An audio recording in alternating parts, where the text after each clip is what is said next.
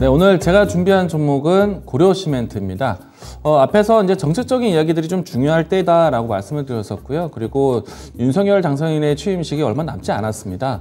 물론 이제 그 앞전에 금리 인상 발표가 중요한 FOMC를 앞두고 있지만은 아무래도 좀 정책발 이슈는 사실 어떤 시장에서도 가장 좀 강한 이슈가 되지 않을까 생각을 합니다.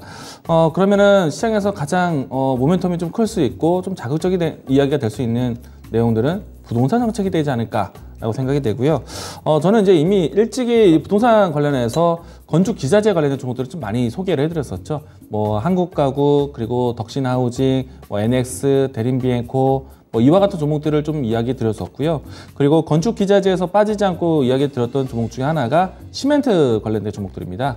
오늘 다시 한번 또 이 시멘트 중에서 고려 시멘트를 가지고 왔는데요. 우선은 이제 건축 토목 쪽에 사용하는 시멘트를 주로 생산하는 기업입니다.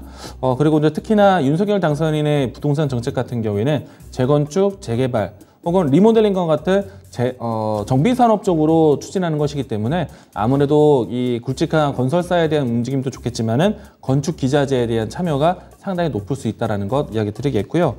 그리고 이제 전반적인 건축 기자재 산업들이 원자재 가격 상승에 대한 혜택을 받을 수 있을 것 같습니다. 특히나 이제 시멘트 같은 경우에는 이미 이제 일찌감치 유연탄 가격에 대한 부분들이 좀 크게 상승하다 보니까 이번에 이제 시멘트 판가 인상에 대한 기대감을 가지고 있습니다.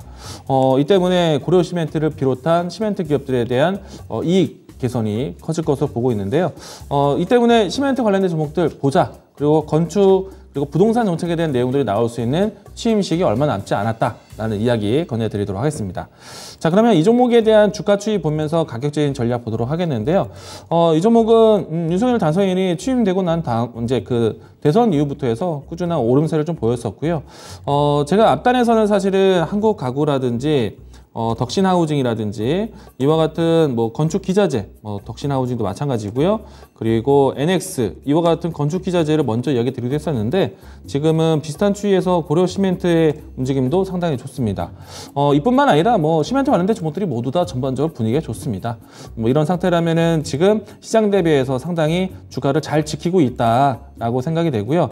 앞단에서 좀 크게 움직임이 나고 난 다음에 주가가 좀 자리를 지키고 있는 측면인데 현재 위치라면 충분히 뭐 매물 소화도 갖췄다라고 생각이 되고요.